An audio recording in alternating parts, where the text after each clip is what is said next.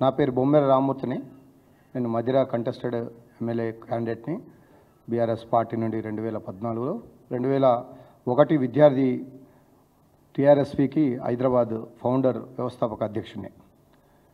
మిత్రులారా, ఈరోజు నిజంగా కేసీఆర్ గారు కేటీఆర్ గారి మీద మాట్లాడుతున్న వాళ్ళు వారి యొక్క మనస్సాక్షిగా మాట్లాడితే బాగుంటుందని, ఎవరి మెప్పు కోసమో పదవుల కోసమో వాళ్ళు వేసే ఎంగిలి మెతుకుల కోసమో ఒక గొప్ప నాయకులను పట్టుకొని ఇష్టం వచ్చినట్టు మాట్లాడితే, సభ్య సమాజం తలదించుకునేదాగా మాట్లాడితే మీరు ఈ కాలగర్భంలో కలిసిపోతారు.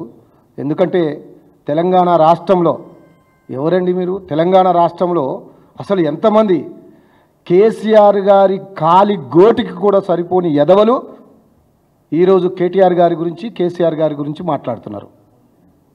తెలంగాణ పోరాటం అంటే తెలియదు, తెలంగాణ ఉద్యమం అంటే తెలియదు, ఆ పేరు మీద సంఘాలు పెట్టి వసూళ్ళు తప్ప తెలంగాణ రాష్ట్ర ఉద్యమంలో మీ యొక్క పాత్ర ఏమింది? జైళ్ళకు పోయింది మేము, దెబ్బలు తిన్నది మేము. కేసీఆర్ గారు సావు నోట్లో దాకపోయి తెలంగాణ రాష్ట్రం సాధించిండు. అసాధ్యాన్ని సుసాధ్యం చేసి కేంద్రంలో ఉన్న పార్టీల మెడలు వంచి తెలంగాణ రాష్ట్రాన్ని తీసుకొచ్చిన ధీరుడు కేసీఆర్ గారు. ఆ పోరాటంలో ముందు నుండి ఉన్నవారు కేటీఆర్ గారు. గుడ్డగాల్చి మీద వేసి ఇష్టం వచ్చినట్టు మాట్లాడతాం, మేము దళితులము, ఏది మాట్లాడినా చెల్లిపోతుందంటే చూస్తూ ఊరుకోము, నాలుక కోస్తం బిడ్డ, గజ్జల కాంతం. గుర్తుపెట్టుకో, నువ్వు మాట్లాడిన ఒక్క నిమిషం వీడియోలో 10 తప్పులున్నాయి. సంస్కరణకు సంస్కారంకు తేడా లేని ఎదవవు నువ్వు. మతిస్తాం అంటున్నావు. నీ నాలుక సరిగ్గా చేసుకో ఫస్ట్. వాగుడు కాదు, ఇష్టం వచ్చినట్టు వాగుడు కాదు. ఒక పెద్ద నాయకుల గురించి మాట్లాడేటప్పుడు, గొప్ప వ్యక్తుల గురించి మాట్లాడేటప్పుడు వాస్తవాలు ఆధారాలతో మాట్లాడు. ఏం ఆధారం ఉన్నదని నువ్వు ఇష్టం వచ్చినట్టు మాట్లాడుతున్నావు? గుడ్డగాల్చి మీద వేసే కార్యక్రమం నీ ముఖ్యమంత్రి అబద్ధాల పునాదుల మీద ఈ రాష్ట్రాన్ని నడిపిస్తున్నాడు. ఇంకా అదే అబద్ధాలు మీరందరూ చేసి అయిపోయింది. రేవంత్ రెడ్డి గారిది కత్తి అయినది కాదు, గుండు అయినది కాదు. నీ కాంగ్రెస్ పార్టీ కాలగర్భంలో కలిసిపోయే పరిస్థితి ఏర్పడ్డది ఆయన వల్ల. మీరందరూ వచ్చి తందా అంటారు. నువ్వు ఎక్కడ ఉంటివి, ఏం ఉంటివి, ఏ పార్టీలో ఉన్నావు?